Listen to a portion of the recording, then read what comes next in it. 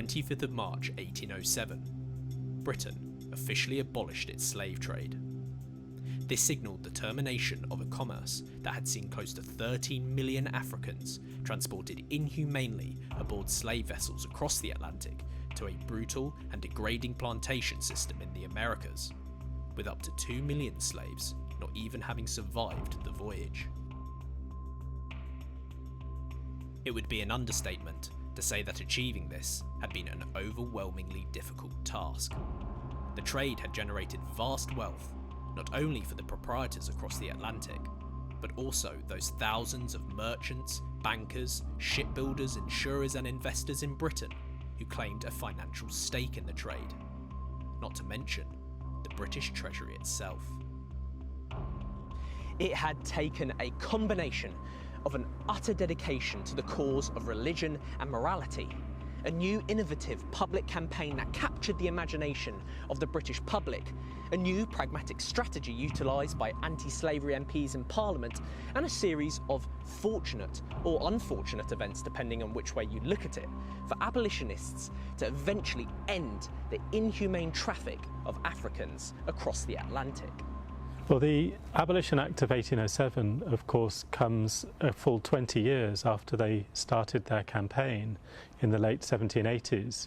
So that tells you something already, I think, about how difficult it was to get that bill passed. Despite its popular appeal, despite all of the weight of public opinion that appears to have been behind the abolition of the slave trade, there were very powerful people in powerful positions who wanted to oppose it.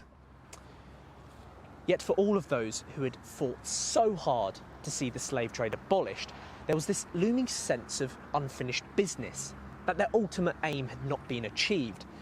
And that, of course, was the emancipation of the entire enslaved population in the Americas. But in order to do this, abolitionists would have to overcome numerous hurdles.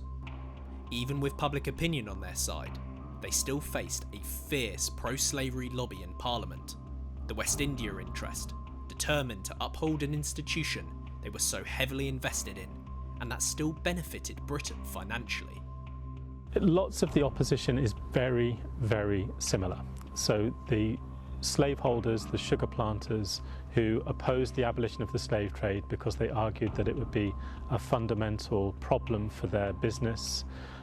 Those sorts of voices are there in the campaign against slavery itself, when that really picks up pace in the 1820s. Many planters arguing that an abolition of slavery, although some of them say it might be desirable in the distant long term, is not feasible in the short term because of the economic consequences that they claim that it would cause. The stance of the West India lobby was clear from the outset. To abolish the slave trade was one thing and hugely damaging in itself, but to end slavery would be to utterly ruin the West India colonies, which had once been the jewel in the crown of the British Empire. Moreover, it would utterly destroy the livelihoods of all that had been encouraged to invest in the institution, both abroad and at home in the metropole. It is with this in mind, and with the help of Krista Petley, Professor of Atlantic and British Caribbean Studies at the University of Southampton, that I will attempt to understand just how, little over a quarter of a century after the slave trade had been abolished, abolitionists were able to see an emancipation bill ratified in Parliament on the 28th of August 1833, liberating all those bound in chains and effectively decimating the established plantation industry. This is the story of the year Britain abolished slavery.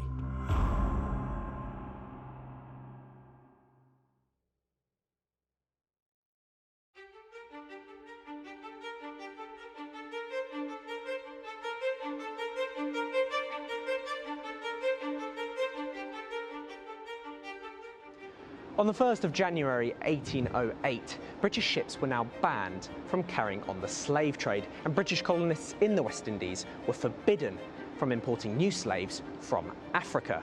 Now I'm here at Canary Wharf, what used to be the West India Docks, a central hub of commercial slave trading activity. As you can see from the sugar warehouses that still stand to this day behind me. Now, you may think places like the West India Docks would have suffered immensely or even ceased to exist after 1807. After all, no slave trade surely meant no commerce. But the reality couldn't have been more different.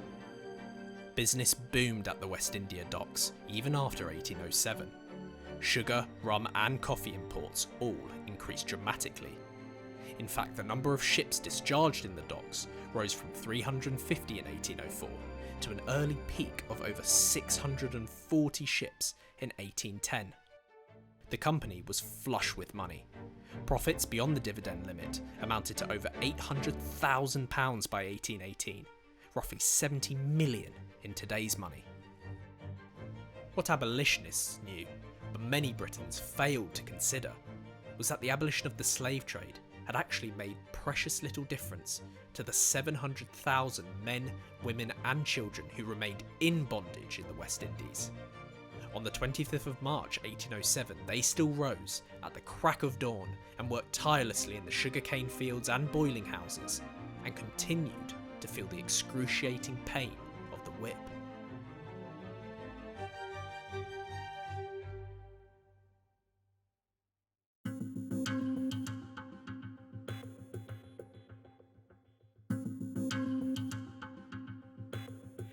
Now, it is important to consider that whilst it had never been avowed clearly at the time of abolition, it had always been the ultimate goal of abolitionists to see slaves in the West Indies emancipated. One only has to look at William Wilberforce's Appeal, a pamphlet he wrote in 1823, to see that this was the case. Wilberforce writes in response to questions as to why, if the horrors of slavery were known as early as 1807, abolitionists hadn't done more to push forward for an emancipation bill in Parliament.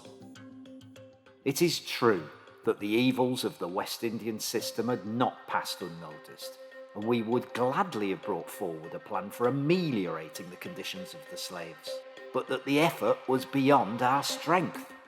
A lot of abolitionists wanted to end slavery, and even Prime Minister William Grenville, when he introduced the 1807 Act to Parliament, suggested at the end of his speech that an eventual end to slavery might come about. But the initial decision of abolitionists, a strategic one that they made at the beginning of their campaign, was that the weakest part of the Atlantic slave system, and the one that was easiest for them at that time to criticise, was the slave trade, because it was so horrific. The whole system is horrific, but that particular part of it, the trafficking of human beings as cargo across the Atlantic, was the bit that they knew they would be able to oppose. And so, for abolitionists, there truly was a sense of unfinished business. As Wilberforce admitted, those who had longed to see the slave trade abolished had always relied upon abolition in 1807 to ultimately pave the way for emancipation. So many more conservative-minded people thought that 1807 might be the only piece of parliamentary legislation that was necessary. But of course there are more radical people, more radical abolitionists in Britain, and of course the slaves themselves in the Caribbean colonies, who wanted much more than just an abolition to the slave trade. They wanted the end of slavery itself. So I think what you see in 1807 is a really important piece of legislation, but by no means the end of the struggle, and certainly by no means the end to the debate.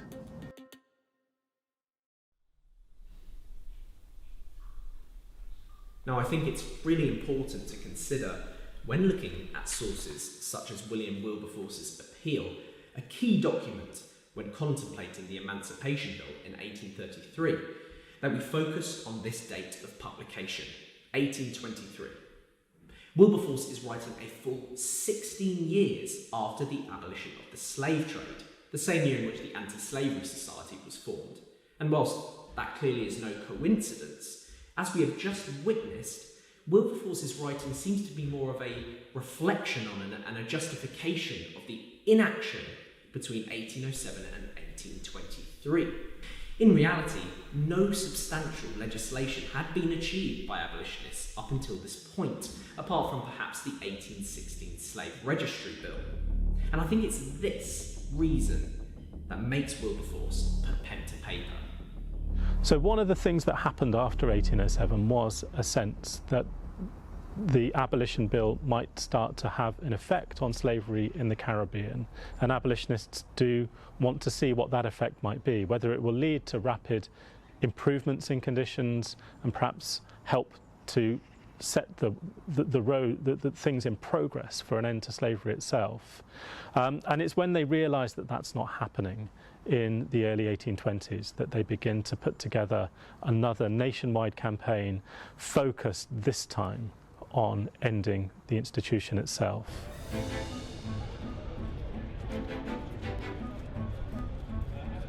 Number 25 Poultry is an address that no longer exists, but for years it was home to a storied tavern, the King's Head, what is now a hotel. Now by 1823, evidently enough time had passed before previous members of the original Abolition Society, that is the Society for Effecting the Abolition of the Slave Trade, members such as William Wilberforce and Thomas Clarkson came together again to form a new society. The new organisation was, however, in desperate need of new blood. Many of the loudest voices against slavery in the late 18th century had passed away, and both Wilberforce and Clarkson were both suffering from poor eyesight and ill health. In fact, Wilberforce wore a steel corset to keep himself upright. With a heavy heart, he would leave this fight to the younger men such as Thomas Fowell Buxton. Born into a family of Quakers, Thomas Buxton had been inspired by those closest to him to serve the anti-slavery cause.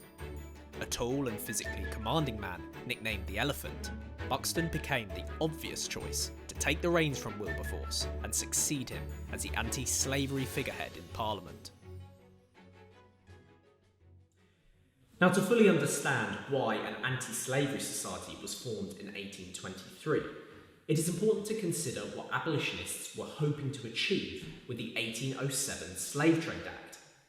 It was hoped by abolishing the slave traffic, conditions for slaves in the West Indies would naturally improve.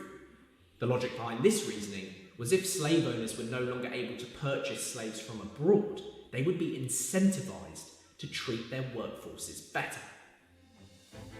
Wilberforce was referring to in his appeal when he stated that abolitionists had deceived themselves by expecting much more benefit to the plantation slaves from the abolition of the slave trade than has actually resulted from that measure. They truly believed that proprietors would take the necessary measures and at the very least maintain populations on their estates. But this was clearly not the case. The figures were there in black and white. Slave populations in the Caribbean colonies were in decline, so much so that plantation owners openly complained that they did not have sufficient labour forces anymore. The qualms Wilberforce raised in his appeal were not limited to slave population decreases.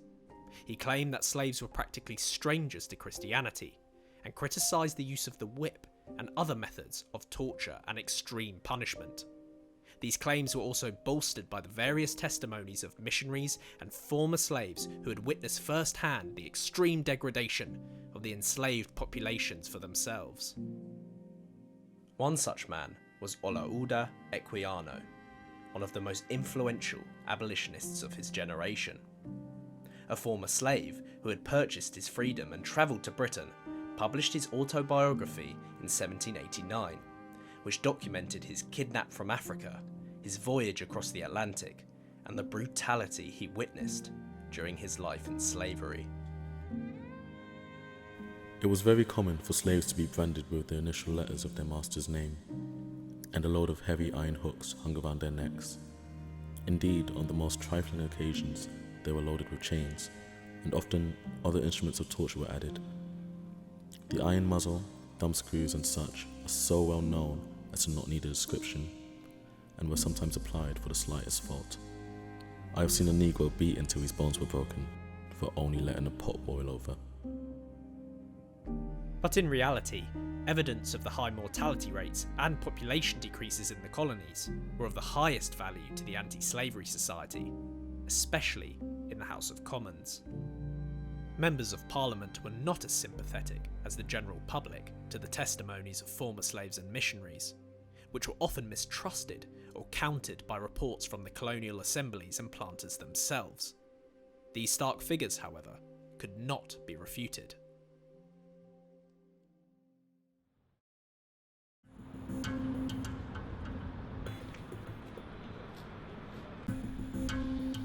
And so they had the statistics, they had the testimony, and no one can doubt that they had the moral high ground at this point.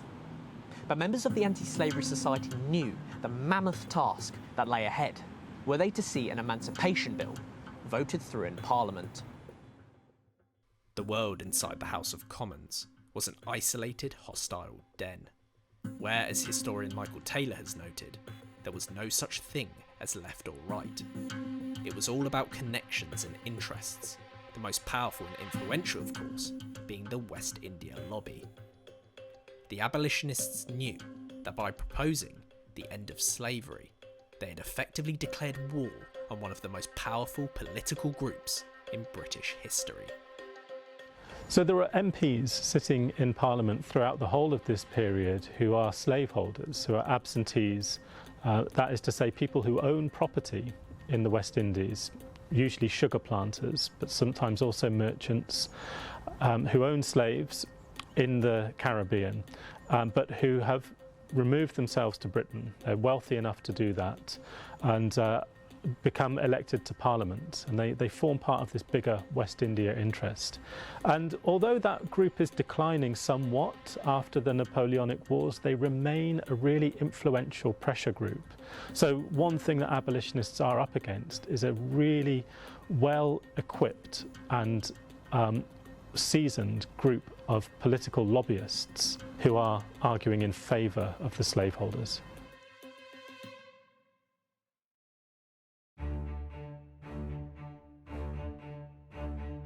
One of the abolitionists' fiercest critics, who directly challenged Wilberforce's appeal, was a man named George Wilson Bridges.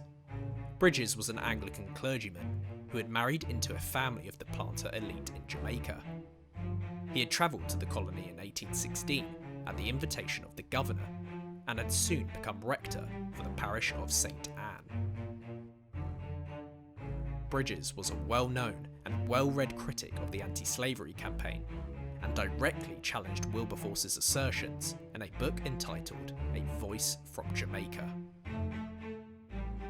He claimed that Wilberforce, having not been to the colonies, knew little of the actual state of slaves, a common argument used by proprietors across the Atlantic and in the Commons, and that Wilberforce completely disregarded the efforts that had already been made by Anglican clerics and plantation owners to improve the conditions of the enslaved population and raise them to the rank which all Christians should be.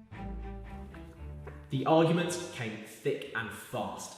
Bridges claimed that Wilberforce's slave population figures were completely wrong, that he was mentally deluded, and that he cared more about the black population in the West Indies than the poor, suffering labourers in Britain. It was all fake news, he claimed, and people would soon see through the wretched artifices of his misrepresentations. One of the main arguments that's presented against abolitionists is that they deal in theory, that they are armchair philanthropists, and that it's really the slaveholders themselves, that's how the slaveholders present it, that know the situation on the ground in the West Indies, and that the abolitionists are these distant do-gooders who don't really understand the practicalities of things.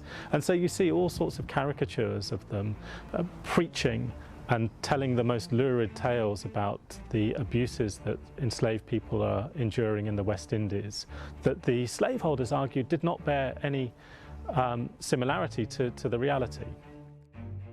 Bridges effectively channeled all the frustrations of the planter class in his publication. The Anglican vicar, like those in the West India interest, questioned Wilberforce's integrity and motivations. To degrade the white population and to ruin many thousands of his countrymen was treacherous enough, but there was no doubt that the noble cause Wilberforce claimed to support was all a facade. He and those in the Anti-Slavery Society held their own vested interests in seeing slavery abolished. Doubtless you expect that by agitating the subject at the present moment, you will ensure the venal support of the East Indian interest, which seeks to overwhelm these western sugar colonies as a matter of mere mercantile speculation. They try to discredit them. They try to say that all you're interested in is something that you've never really had to witness or understand for yourself. The difficulty with that, of course, is that abolitionists frequently were on really strong ground when they talked about slavery, including the sorts of evidence that missionaries were able to bring back from the Caribbean, having worked with enslaved people in the Caribbean, having witnessed at first hand some of the brutalities of the system. So abolitionists were very well informed on the whole, but a key pro-slavery argument went that they were not, and tried to pull the rug from under their argument in that kind of way. Plus all of these arguments as well about abolitionists somehow being more than just these moral crusaders. There were arguments, for example, that they were in the pocket of the East India interest, and that the reason that they were going after slavery in the West Indies was to try to boost the sugar trade in the East from India. In the face of such ferocious criticism, leading members of the Anti-Slavery Society felt compelled to support a more gradual approach to the abolition of slavery. This involved accepting measured steps towards the ultimate goal of emancipation and concessions made to the West India lobby. Now, as we'll soon discuss, this became extremely controversial within the organisation, but Buxton and Wilberforce, conscious of the backlash they had received after the 1816 rebellion in Barbados and the anger and hatred they had already been faced with in Parliament, opted to take what they thought was required, a pragmatic approach. And that they did. Wilberforce made clear at the end of his appeal that those in the Anti-Slavery Society should err on the side of caution. Before I conclude, may I presume to interpose a word of caution to my fellow labourers in this great cause? A caution which I can truly say I have ever wished myself to keep in remembrance and observe in practice. It is that while we expose and condemn the evils of the system itself, we should treat with candour and tenderness the characters of the West Indian proprietors. So often, enslaved people themselves are left out of this conversation. If they feature, it's as an example that's being used by abolitionists, or sometimes by slaveholders, to try to prove their point. But no one really asked enslaved people themselves within this debate, abolitionists or government or slaveholders, about their position within all of this. So someone like Wilberforce, I think, very often talks about this with a discussion that includes enslaved people really only in the abstract, and that sometimes references the planters. You know, he's thinking about, well, what's the impact of this going to be on the planters? Will they go along with this? How will this impact on them? Can they make a good go of whatever comes out? That's quite informative, I think. It tells you something about the abolitionist mindset when you look at other sources about government's perspective on this. And planters certainly were a really important part of the consideration of abolitionists and of government through this whole process.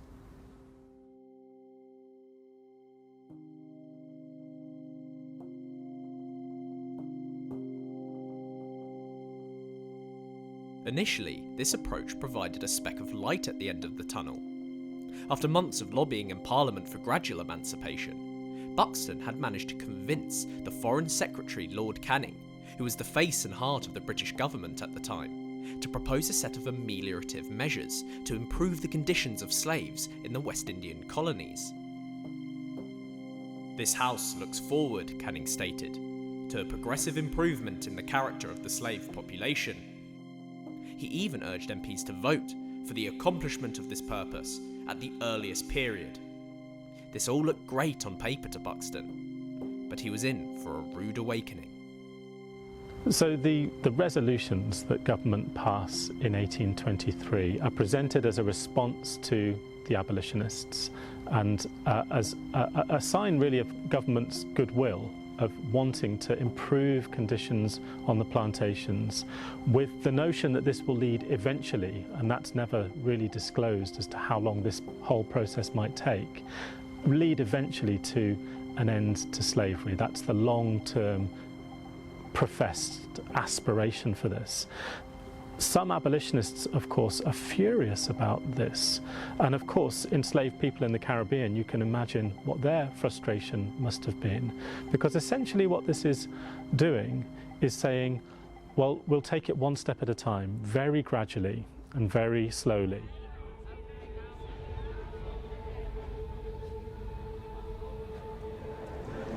Buxton's blood boiled once he had realised he had fallen straight into Canning's trap. His resolutions, which realistically postponed any chance of reform in the colonies. After an anti-slavery society meeting here at the Truman Brewery in Spitalfields, Buxton cursed at the legislation to such a degree that those closest to him began to challenge his Quaker descent. For pragmatists like Buxton, it became increasingly testing to continue to endorse the gradualist approach. He still, however, was uncertain that any other strategy would achieve colonial reform. What he could be sure of was that the offer of a gradualist approach had angered many who supported the anti-slavery society and polarised the organisation. Spearheaded by younger female campaigners such as the social reformer from Leicester, Elizabeth Hayrick, a more radical section emerged. Hayrick, in a widely read pamphlet published a year after the calculated and ineffectual resolutions of amelioration proposed by Lord Canning, called for immediate as opposed to gradual abolition. So those with a real pressing interest and concern, of course enslaved people are the most obvious group with that pressing interest and concern in ending slavery straight away, find that kind of approach extremely frustrating. But so too do many abolitionists in Britain. Elizabeth Hayrick is the most famous example of a Quaker abolitionist in her case, who argues very stridently for immediate, not gradual emancipation. And what she's arguing against is this gradual abolitionist campaign, but also this gradualism within the Tory government of the 1820s that meets the abolitionists halfway and makes these really fairly conservative moves, gestures towards amelioration and improvement that aren't going to end slavery anytime soon. Hayrick's displeasure at the gradualist approach was accompanied by a mass public campaign led by figures such as Joseph Sturge and George Stephen, the younger son of the famous abolitionist campaigner James Stephen. They had gone back to their roots, tactics that had worked so well for them in their fight to see the slave trade abolished. Petitions were signed by hundreds of thousands of people, sugar boycotts were organised, and yet again, public pressure was applied to those in government. It was at this point that we see a change in momentum. There was now a popular campaign, there were sugar boycotts, and there were petitions being signed. And even those who had previously advocated the gradualist approach were starting to change their tune. Abolitionists had paid their opposition far too much respect. They had attempted to empathise with the West India interest, and it had come back to bite them. It was now time to take the initiative. Yet members of the anti-slavery society were still missing something. They had the evidence and popular support, but this was not nearly enough to sway votes in favour of an emancipation bill. You see, up until this point, there are a few things that made the West India interest such a formidable force. Number one, they had the strength in numbers in the form of MPs in both houses. Number two, the products of slave labour were still enjoyed by the masses in Europe and brought in vast quantities of wealth to the metropole. And number three, Many people truly empathised with the planter class, believing them to be honest capitalists who treated their slave labourers with care, or at least certainly a lot better than the poor labourers in Britain. Yet it would take little over a decade from the time at which the Anti-Slavery Society was formed for every single one of these pillars to crumble to the ground.